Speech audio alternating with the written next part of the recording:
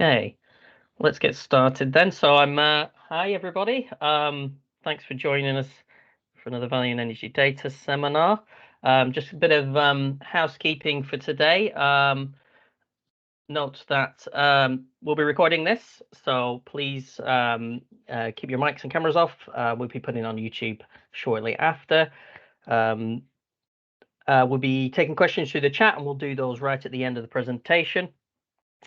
So please put anything you want to ask the presenters today in there.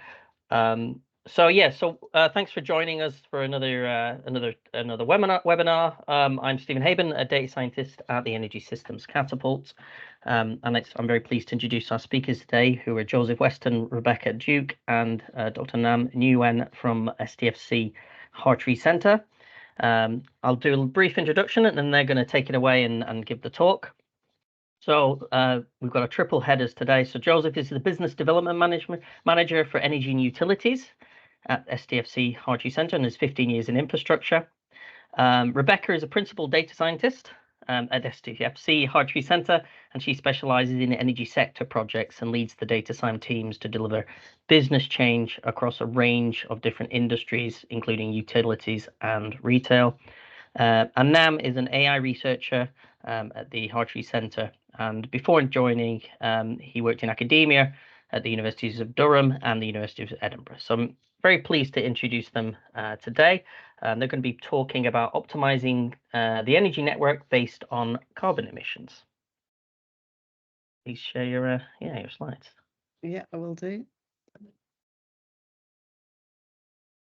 that working? Oh. Yeah, I can see that. Brilliant. Thank you. Okay, so thanks for joining us today, everyone.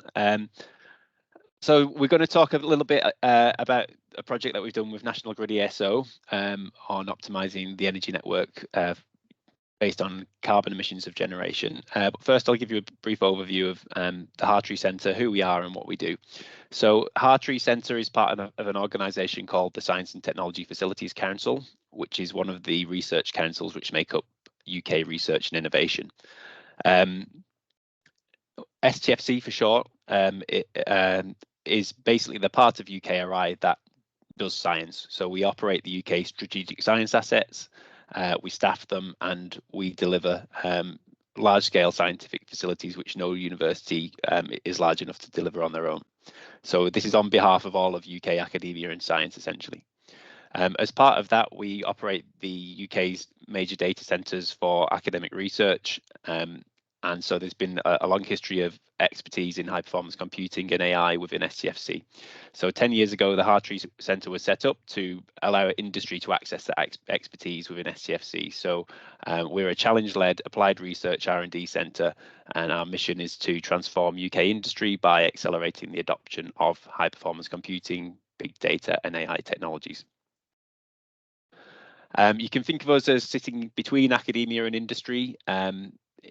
We really focus on de-risking innovations by providing the access to expertise and technologies which help businesses develop new solutions and develop proof of concepts, which can then lead to unlock further investment to solve challenges. A big part of what we do is skills transfer. We help companies and organizations develop the skills that they need to bring the solutions we develop into a business as usual environment. Also we offer a large portfolio of training courses as well to enable that mission. Next slide, please. So there are a number of ways which organizations can work with us. We are very active in the energy sector through the Ofgem funds, so the NIA and the SIF funds. But one thing I'd like to talk about today is our own funding programme, which is the Hartree National Centre for Digital Innovation, or HNCDI for short.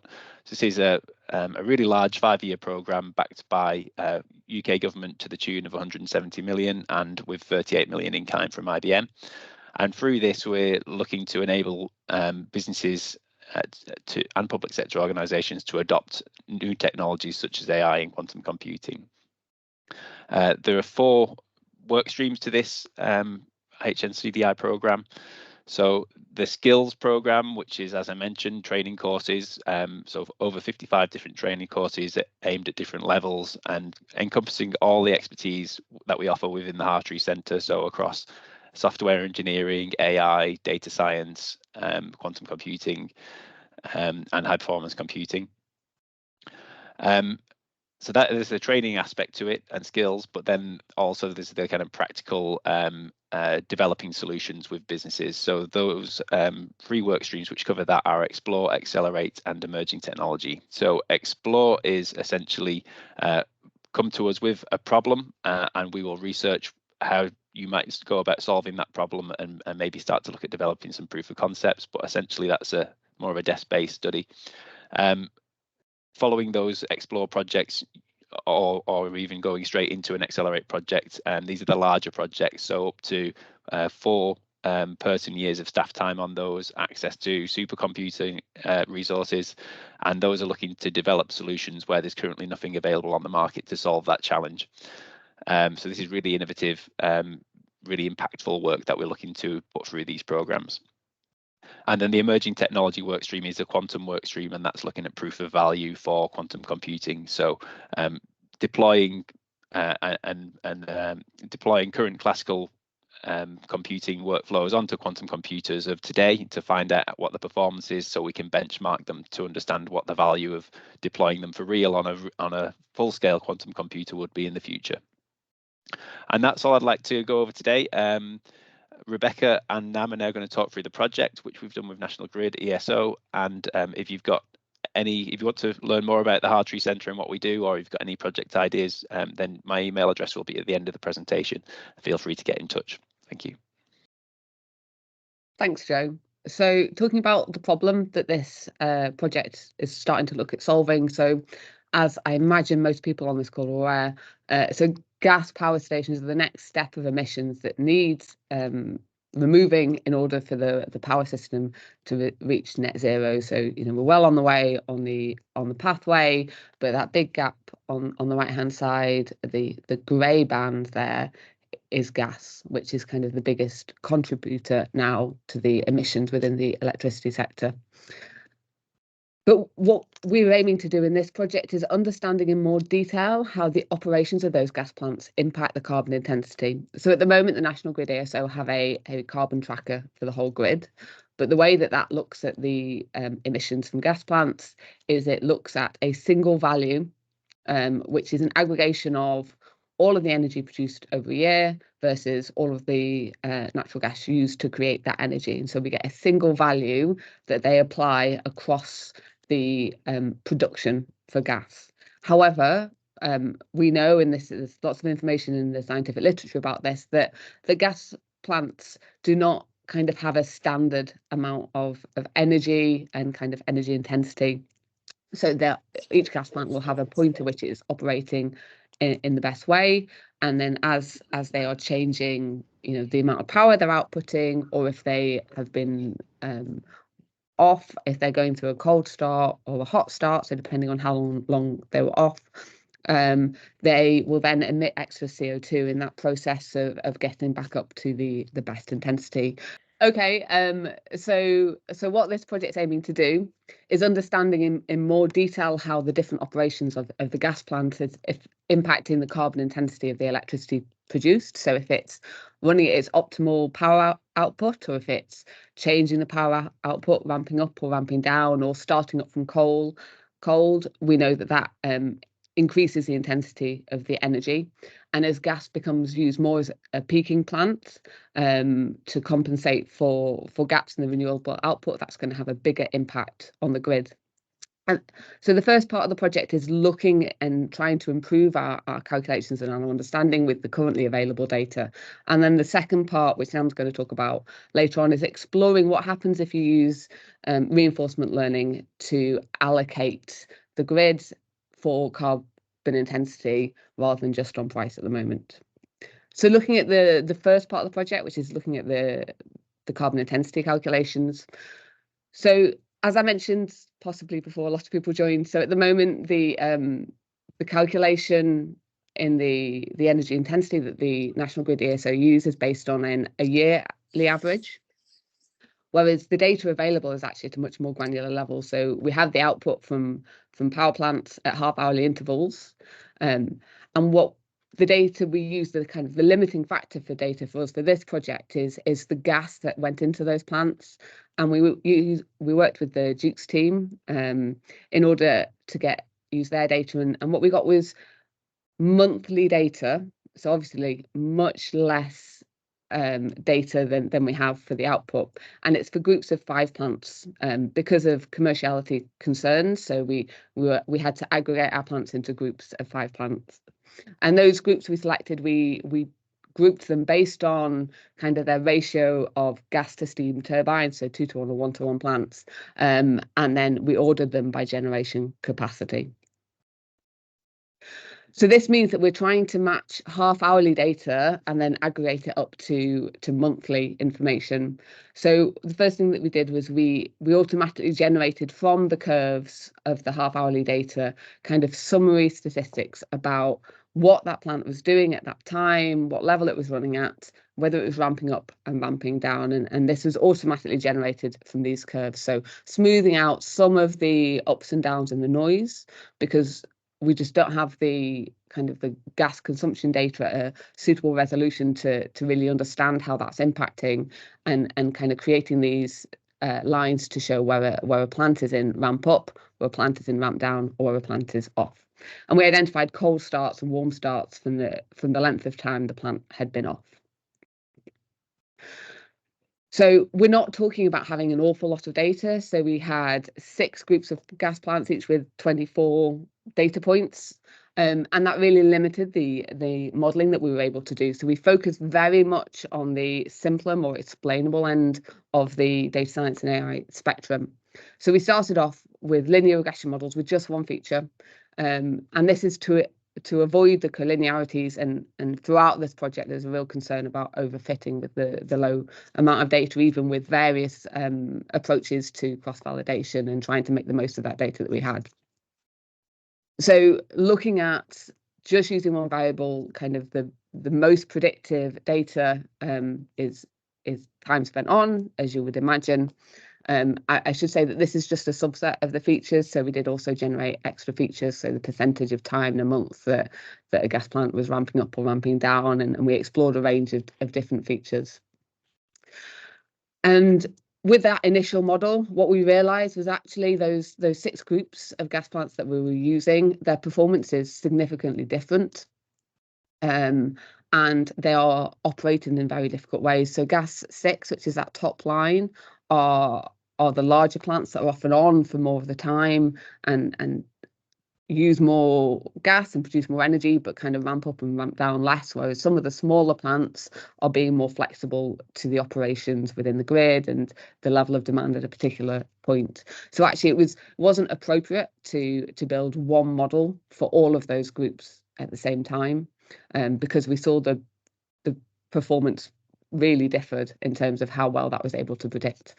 And just to demonstrate that, this is one of the groups, and the global model kind of had a prediction up here, whereas the actuals is the orange line, and we see that actually when we build an individual model for it, the green line is much closer to the orange. So slightly frustratingly, given that we were only working with small amounts of data to begin with, we had to then go down to even smaller amounts of data and build a model for each of the groups separately.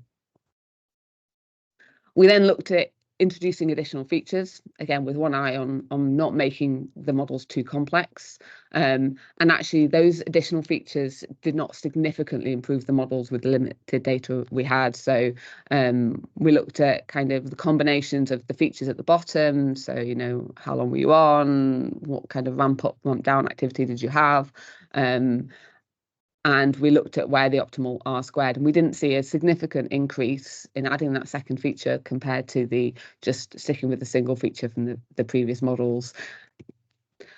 So with still then focusing on a single feature to predict, but we added quadratic and then cubic terms because we posited that there was a nonlinear relationship going on between the output, and that did improve the performance. So we saw that adding quadratic and cubic terms mainly the quadratic had the biggest impact on our predictive performance. As you can see there, we also tried different types of regression. One of the things we then focused on is, because the aim for this work is to feed into the second stage, which is an optimization function, we really wanted to be able to understand the uncertainty in those outputs. So rather than looking at kind of standard linear regression, we moved to looking at Bayesian linear regression, and that allows us to better understand the uncertainty within the outputs that we're getting. And so the way that this works is that the model parameters are defined by distributions rather than fixed values. So we generate almost a distribution by sampling repeatedly from our initial set with slightly different parameters and adding some noise. And then, we might report the mean prediction as the best guess. But it gives us a view of the standard deviation to give the uncertainty. And the way that we can then generate data from these models is that we can generate from that sample space rather than ending up with a single value of prediction. And this combined approach improves the prediction of carbon intensity compared to that current value. So at the moment, as I mentioned at the beginning, we're using a single value, which is a green line, which is consistent for all of those groups of generators. And you can see, for example, our gas 6 group in the bottom right, the carbon intensity based on the actual data energy that they produce per month and the reported data from Dukes about what gas they consumed per month to make that, their carbon intensity is actually sitting lower than that average, and other groups are sitting closer to the average. So we can definitely start to see that our new models, which are the blue lines, are much closer in general. They are very much not a final prediction, and we're very well aware of the limitations with the limited data that we've got, but they are an improvement on what we've currently got, and start to allow more understanding of the impact of renewables and seasonality and demand, and how that might be affecting the carbon intensity in a more marginal sense rather than just having that single value. And one of the things we see, as you could possibly see in that last one, is that we really see the different carbon intensities in the groups. And with the Bayesian linear regression, we can start to kind of look at the variability of that and the uncertainty. And that allows us to feed into the second part, which Sam's going to talk about, and look at switching between gas plants rather than considering them as a homogeneous group, to look at them as smaller subgroups and to consider whether it's worth switching between them. So this graph is, so you've got the time you spent on versus the fuel usage, and you would kind of expect everything to sit along the same line, but you can definitely see kind of the biggest plants have a lower slope, but there's a lot more overlap in the rest. And the uncertainty bounds on these allow us to say, well, actually, that orange line might look higher at this point, but there's a significant overlap of the uncertainty. So you wouldn't necessarily want to turn one off and turn the other one on of those groups, because the cost of doing that would overweight the fact that there's a big uncertainty in those values. So from this first work package, we're starting to show promise. Some of the other factors were predictive, but just with the limited data, we didn't feel like it was robust enough to start to overweight the models with those additional factors. And that lack of data of monthly resolution for groups of plants for a limited time period was really the limiting factor. We're currently talking to the National Grid ESO about how we can explore additional data to continue to improve this model, making those outputs more robust and allowing us to explore more variables.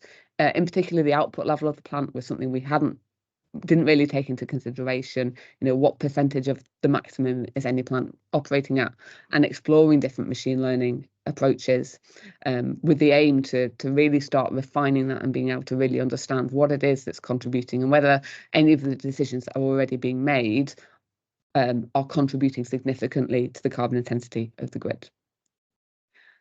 Nam. Thank you, Rebecca.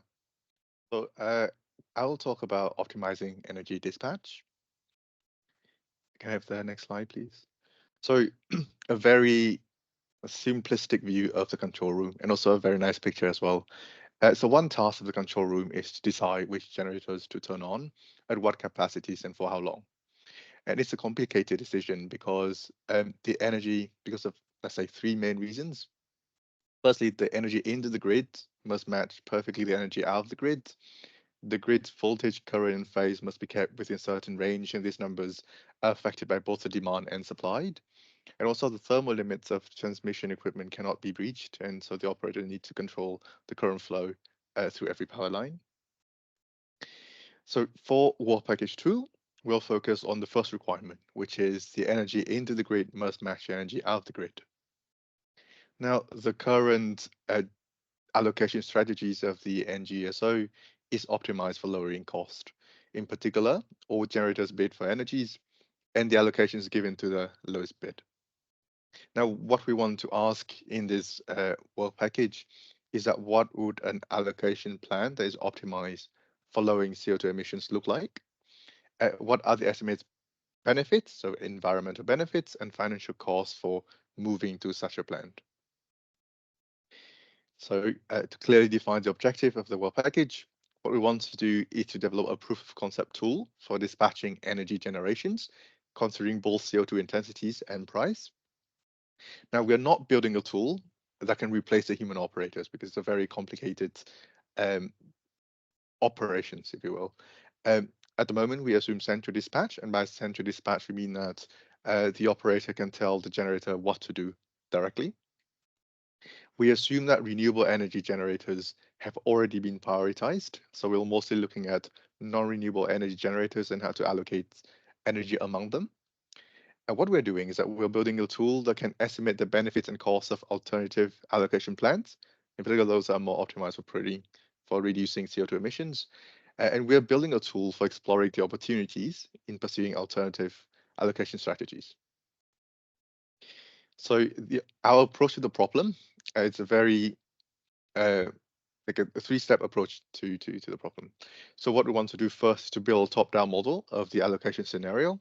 And this is work in close collaborations with the NGSO team. So we'll ask, what are the key features one cares about when allocating energies? What can an operator see? What are the available actions? What are the constraints on the network? And so on and so forth. The second step in the approach is the bottom up from data.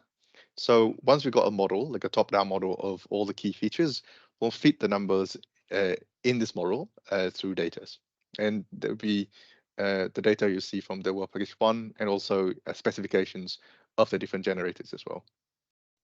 Now, based on this model, the model with the fitted numbers, we will find allocation plans that are optimized for lowering CO2 emissions and estimate the benefits and costs of such plans.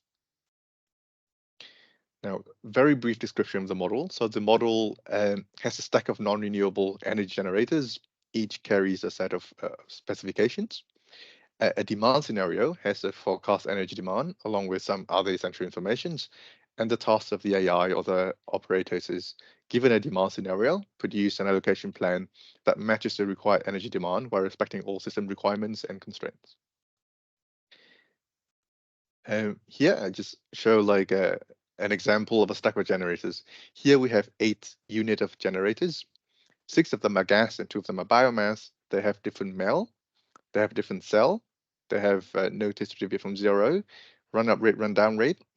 They also have a model for the CO2 intensities and also indications of the kind of offer price that you should expect when you use any of these generators. Okay, so once we have a model, we'll look at optimizations. And what we use for optimization is reinforcement learning, but with evolutionary strategies fine-tuning. So what we do is that we train an AI on how to choose an actions given a demand scenario using reinforcement learning. But when deploying, we pass the AI suggested actions through a fine-tuning process. And this process uses evolutionary strategies and present the fine-tuned suggestions. Let me briefly explain like what is reinforcement learning and what is evolutionary strategies and why we use them together. So in reinforcement learning, there's a training stage and a deployment stage. So in training, we fit a function, let's say a function of pi, from the observation to the action space. So the function pi is that when you input an observation, it will produce an actions. And in deployment, we just use this function pi to produce suggestions. So I'm trying to say here that the function pi is the product of our reinforcement learning training. What we use here is deep reinforcement learning, which simply means that we use neural network to estimate the function pi. It's useful when there are many possibilities, like in our case. Now, evolutionary strategies is a classic optimization method. Very heuristically, like a very big overview, like a big picture of evolutionary strategy is that we can think of it as taking a starting point and then sample points around this point. It then picks the best point among these sample points and then repeat the process until it arrives at its final destination. And there's a graphical description on the right, as you can see. Now, why do we use them together? What's the benefit of that? So if we use reinforcement learning alone, the good thing is that the space of possible demand scenarios is large. Anything can happen, if you will. Nevertheless, reinforcement learning deals with this very well. So when probed with a random demand scenario, the trained AI always output a very sensible allocation plan. However, the plan is rarely the most optimal. On the other hand, evolutionary strategies, if you use it alone, once given a demand scenario, let's say the algorithm runs really quickly and often give an optimal or nearly optimal plan. The problem is that with randomized starting point, this algorithm, these evolutionary strategies can sometimes give non-sensible allocation plan. And this is more likely to happen when the optimal plan is at the boundary of action space. And you can easily imagine this happening, if you will. So it starts from a point and it samples the points around it. So if the optimal plan is very far away from the starting point, it's very hard for it to get to that point. Now, what do we mean by we use it together? So we would train an AI using reinforcement learning to find sensible plans for all possible demand scenarios. So I have this function pi that give you a very good allocation plan for all demand scenarios. So in deployment, we use the trained AI suggested plan as a starting point for the evolutionary strategy fine-tuning, because evolutionary strategy fine-tuning iteratively picks better plans. This scheme guarantees that the final suggestions is sensible, as the starting point is already a sensible plan. As the AI suggestion is already a good plan, the algorithm is likely to end up at the optimal plan because we're already quite close to the optimal plan to start with. So that's the approach and the strategies and the bit of the technologies behind it. Here is a little bit of the results, what we get out of the model and the optimizations. So this is a result for one 24-hour time step, and we'll talk a little bit more about time step a little bit later on. So here's that when we give a demand scenario to the AI responds with a collection of possible allocation plans. Here on the plot on the right is the CO2 emissions and money usage of different allocation plans for the same energy demand. So each point on this plot here is a potential plan. So there's an allocation plan that produces that amount of CO2 and that uses that amount of money. And here's like what would one time step trajectory of the generators look like. So the blue dotted line is the mel. The orange dotted line is a cell. You can see the blue solid line. That's the capacities at which the generator is operating at. You can also see a little bit of a green dotted line. That's the capacity at which that the generators is at its most efficient CO2 intensity wise. The green solid line is the amount of CO2 produced at that half hour. Now, here's a plot of what's the result of an allocation plan. So we have the first column is the energy output. The orange is the energy required by the system, and the blue is the energy we produce with our allocation plan. And here you can see that it's very closely matched. Inertia, the orange inertia is the minimum inertias that the system required, and the blue is the amount of inertia we produced. We also have CO2 emissions and money usage, and also a renewable surplus. But yeah, the next slide, please. Now, so that's for one time step. So, but we'll be thinking about results for longer time scale. So we don't just worry about one day, but longer time scale. When we also worry about capturing, instead of the whole day as one time step, split the demand to smaller time intervals so that we can capture the intraday trajectories of the demand. I also deploy the AI over long periods of time to capture the intraday trajectories. So have like a trajectories of the demand and the allocations. So here, as an example, we'll look at using 8-hour intervals for 7 days. That means that the control room gives instructions to generators 3 times a day, and instruction will last for 8 hours. Here is the plot that is the analogous plot for the result plot we saw earlier. The highest of the 3 plots is the targets versus production, the energy output. So the orange is the energy demand that we need to satisfy with our allocations, and the blue is the thing we actually produce. Now it's quite hard to see the orange because because the production line is basically on top of the orange line. The second plot is the inertia. The minimum inertia is the orange, and the blue is how much we produced. You can see that it's always either on top of the orange or above the orange, which means that we are good. And the last one, the renewable surplus. But so just briefly about this for very quickly. So renewable surplus is kind of the amount of renewable energies that we can utilize if the network doesn't restrain it. So if you can use it without getting the inertia to be below the minimum inertias, then we would use it.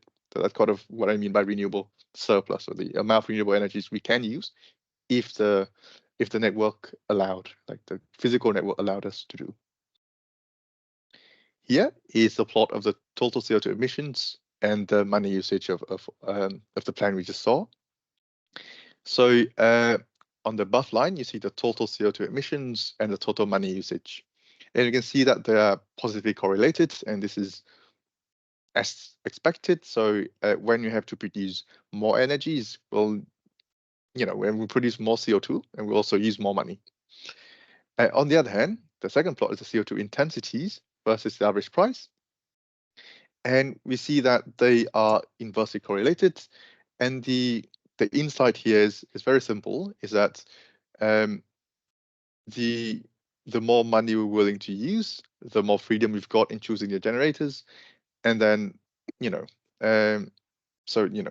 the higher the average price we're willing to pay, the lower the average CO2 intensity, so we can see. Here, just an example of some of the trajectories of the generators.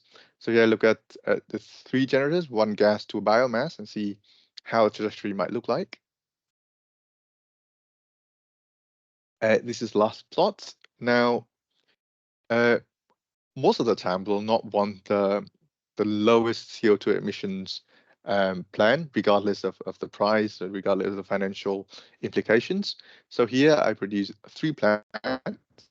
So the green plans, the green line, represents the amount of, so the first plot, for example, represents the amount of CO2 emissions the more CO2 friendly plan produce.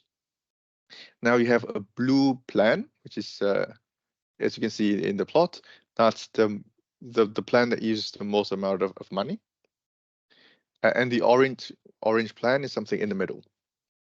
So here, those are like the 3 plans trajectories. So the total CO2 emissions of the 3 plans, the total money usage of the 3 possible plans, the CO2 intensities of the 3 possible plans, and the average price of the 3 possible plans. Now, so let's conclude. So what we have done is that we have built a proof of concept prototype that can produce and estimate the benefits and costs of alternative CO2 friendly allocation strategies. Now, the next step is to implement further complexity. So things to do with dynamics of the grid, the location-based informations, batteries, long-term demand forecast, and so on and so forth. The second thing, that's sort of like the improvement in the top-down step in the 3-step approach we talked about earlier.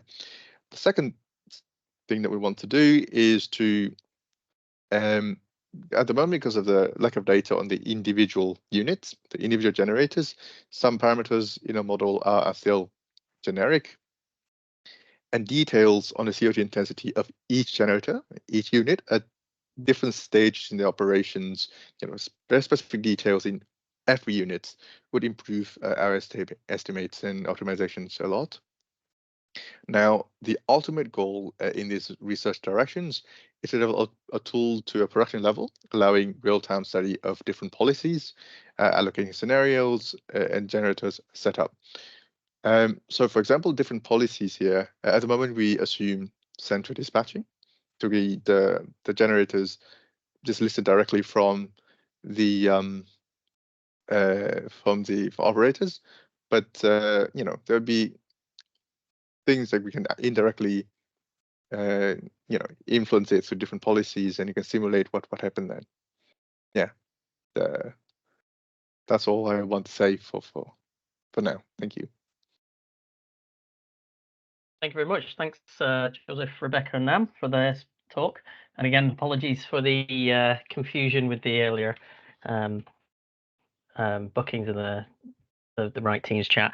Yeah, there's a few questions already in the chat. I've got a quick one on just a clarification here. So where's the forecasts used in the sort of optimization process there, the linking of the two parts there? Can you just maybe re-describe that for myself, just so I can maybe lead on to my next question? So when you say the forecasts that Rebecca presented, yeah, were they used in the reinforcement learning part then? So what is used in? So what it used in the optimization was it was built into the model. Like so if you look at, say, yeah, for example, in this example, for example, the CO2 intensity model. This is like some numbers of that model, but the building of the CO2 intensity model uses information from the work package 1. But as Rebecca, you know, discussed a little bit earlier, is, you know, what we want in optimization is that we want the specific informations of all the units that we have. But at the moment, a lot of things are aggregate. So some numbers are a little bit, so the model is at the moment a little bit not as good as it could be, you know, with enough data.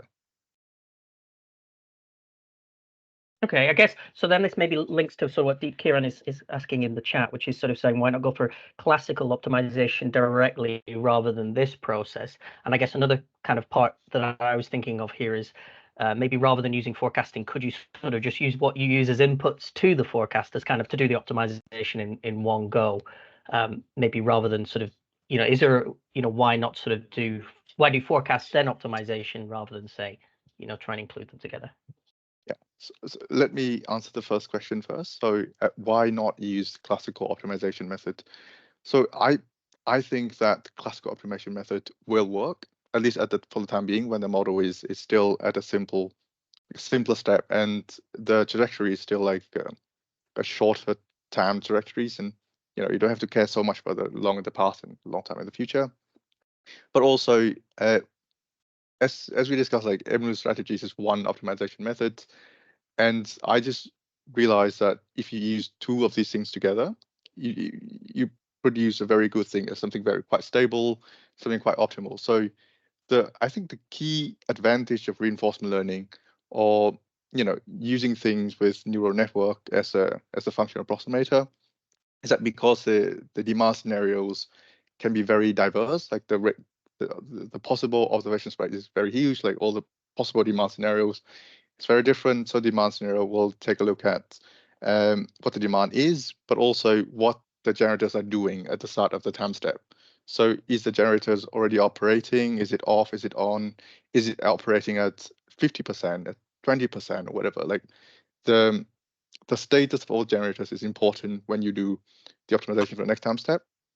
And the good thing about the reinforcement learning, or you know, the key point is the deep reinforcement learning, which is the neural network approximator, is that they deal with all this very big range of possible demand scenarios very well. So it's a functions that in the end give you a very good starting point for classic optimization method. And here I use evolutionary strategies, but my expectation is that maybe other things would also work. To the second part of the question, why not just use the inputs to the first model as an input to the second? So I don't think it's completely well understood exactly what the impact of, say, ramp up or ramp down is on any particular gas plant, and particularly that can vary a lot for other factors like air temperature and air pressure. So what we're trying to do is we're trying to learn those characteristics from the existing data in order to have a better value to feed into the second model. I'm not sure that you could just take all of those characteristics and feed them directly into the optimization without knowing the carbon intensity of, ramp up, for example, in general. Yeah, it's a question I sort of considered when I was looking at storage sort of devices and whether you could try and combine them. And it's obviously a bit easier as well, I think, to do the forecasts and a bit more interpretable. So I feel it's still kind of still to be explored in detail. Yeah. I've got a question for David, which was earlier on actually, when we had the break, which is about sort of why the hot starts are more dirty than the cold starts. So that was taken from a I'll go back just in case people missed it, obviously with the check. Sorry, let me find it. That isn't our data, that was taken from the literature. So it's from a paper.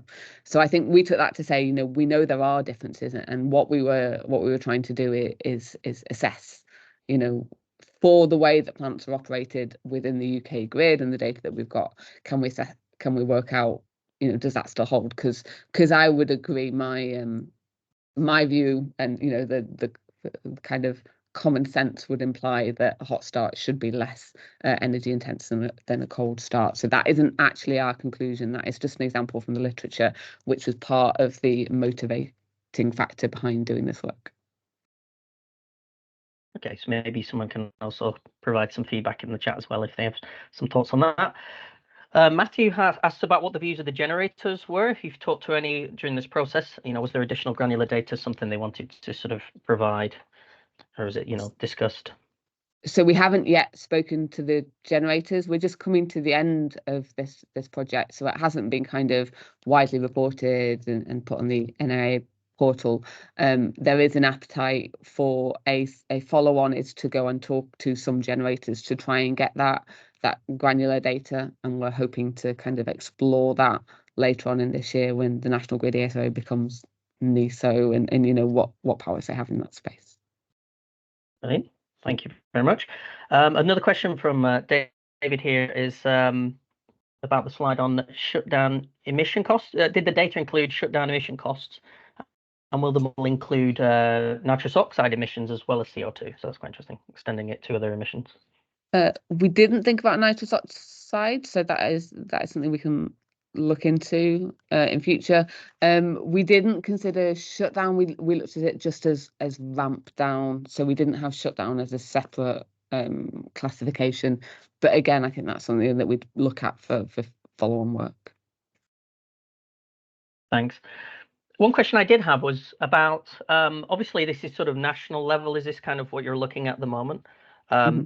If you were to if we move towards sort of more localized energy markets, I mean, how would what you're doing here be adapted? And maybe would that even be able to something that could feed into how you could define or best define, say, localized areas that are used in those markets? So I think in general, kind of the second work package that Nam talked about, that could be run for different local areas, and I would imagine that we could, you could simulate, different thresholds and what might be driving different local areas and how they might be powered. But it's not something we've considered. Nam, do you want to add anything to that answer? Yeah. So at the moment, as like a first step prototype, it has a lot of information on locations and demand at different locations. But we have also talked about this idea with to build that into the model. With the NGSO team, like we have talked briefly about like how many, if we were to split into areas, each with a different demand, each with different generations, and then a cost between transferring one demand or like one supply from this region to another region. So we'll talk about different areas, how to split the UK. These sort of different areas are already existing, as in like the NGSO already have a very good split of the whole UK into different regions and so on and so forth. But the decided that, in collaboration, in discussions, they decided that that can be put off for now, and we focus on other things first. So the Indian model, at the moment, they are not interested in that yet, but that can be done in, I would see it in the future, develop in the future. Brilliant, thank you. And there is one last question here from Arthur on what framework you used for your reinforcement learning in the particular electrical grid case study. Was it grid 2-op or maybe something else? So I think there's a slight difference between what we're doing and the grid 2-op package, like the framework. The main difference is that I think the grid 2-op assume that the energy demand and supply is satisfied, and what you do is that you let's say you disconnect and reconnect paths, and you direct the energy flow by changing the topology of the grid. Here, so in the three problems, when I say why they're deciding which generator to turn on is a difficult problems, I think that deal with the thermal constraints. Right? Here we're dealing with the first problem, which is a different problem from the thing they said. So it's the grid 2-op and the thing that we're doing are two of the same bigger problem, but they're dealing with two different sub-problems. For reinforcement learning, it's nothing too special. It's just stable baseline and Ray IL and so on and so forth. The reason that those off-the-shelf thing could work is because we only use reinforcement learning here for providing a good starting point for the fine-tuning. So we don't have to work so hard at improving the reinforcement algorithm, because at this point, with this complexity of the network, classic optimization method still is very effective. So that's why that's why we do what we do, basically. Brilliant, thank you very much. So I think that's all the questions in there. So thanks very much for your input. This is really brilliant. I assume this is going to be published later this year? Is that right? You're going to be publishing the main results. That's great. And please, you're welcome to get in contact with everyone here from STFC if you want to discuss further.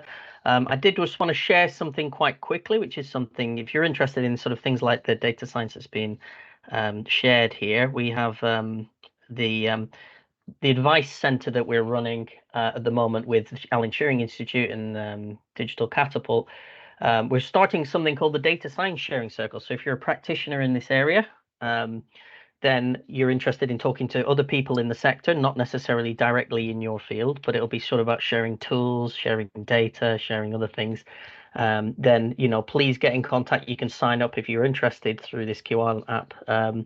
So we'd love to talk to more people and get them to share things, because we don't always get to share things with other practitioners as we'd like to. So yeah, please get in contact there.